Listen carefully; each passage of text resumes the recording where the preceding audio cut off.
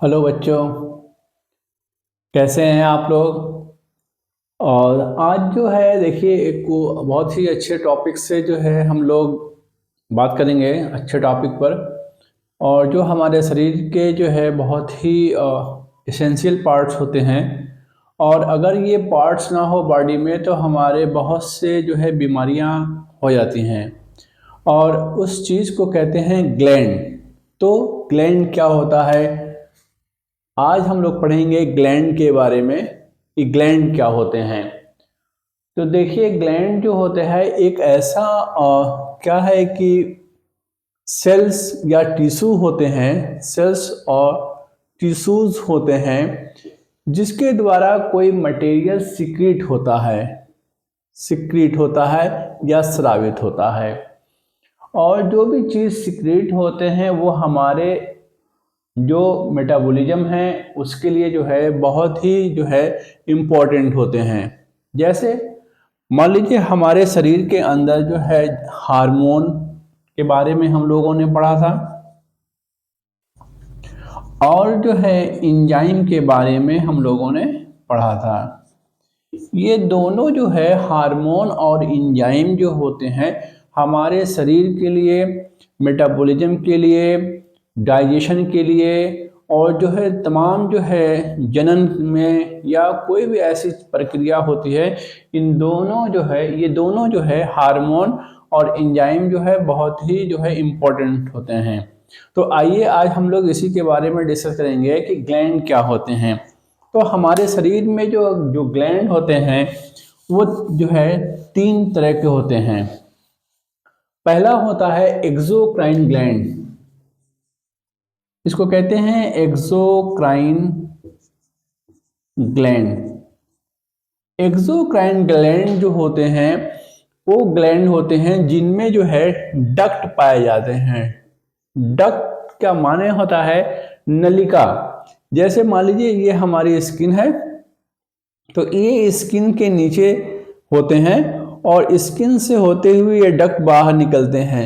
यानी कोई भी अगर जो है ऐसा ग्लैंड है जिसमें डक्ट नलिका पाई जा रही है, और तो उसको कहते हैं एक्सोक्राइन ग्लैंड।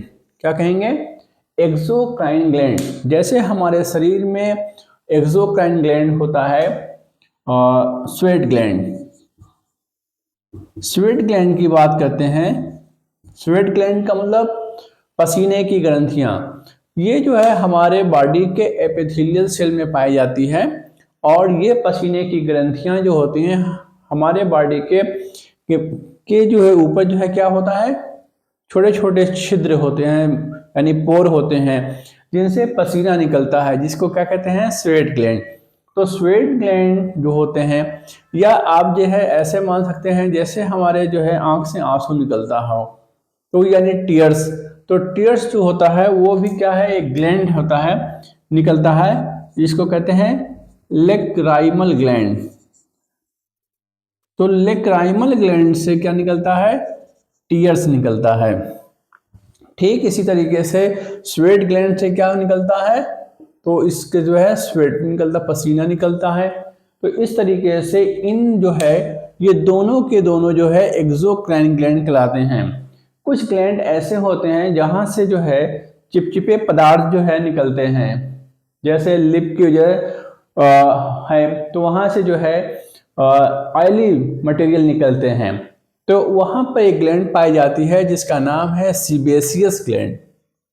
Sebaceous gland.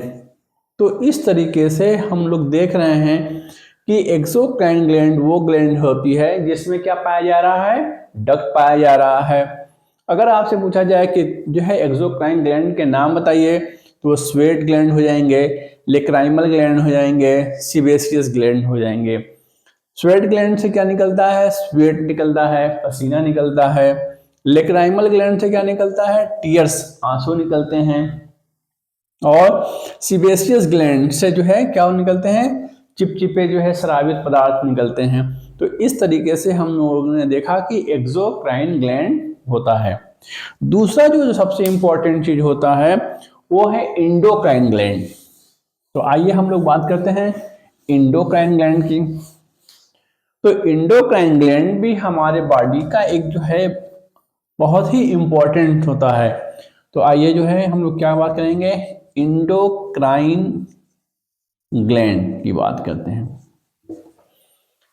ये हमारी बॉडी में हर जगह है लगभग, और बहुत ही इसका इम्पोर्टेंट रोल है।